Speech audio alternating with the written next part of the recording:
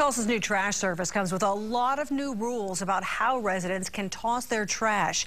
We had 2 News problem solver Michelle Lowry get into some work clothes and take us on a trash tour so your collections will go more smoothly. You should have received this booklet, Know Your Trash, from the city. We came out to this neighborhood to help you navigate some of those new trash rules and regs. Trash has to be bagged. Recyclables go in this blue cart. No bag needed. Okay, we've got a few problems going on here. For one, you have to use the City of Tulsa trash cart, not your own cart anymore. Extra bags have to have collection stickers on them. And back here, we've got some green waste, which should be bundled, no bigger than 4x2 sections, and have a green waste sticker attached.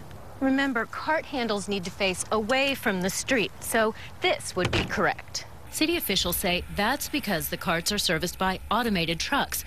And you may still see this for a while. The refuse collectors manually emptying your carts because right now 5 of the trucks still don't have the arms called tippers. 11 others are fully automated. Cart lids have to be completely closed, so this doesn't work, but this is correct. Also, carts have to be at least 3 feet away from anything else. That includes other carts, vehicles, phone poles, and trees.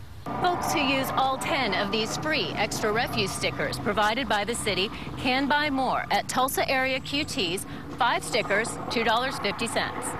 And as those autumn leaves start falling, the city will provide free green waste collection in November, December, and January. Just put your sticks and leaves into transparent bags and put them out next to your trash cart. Michelle Lowry, 2 News works for you.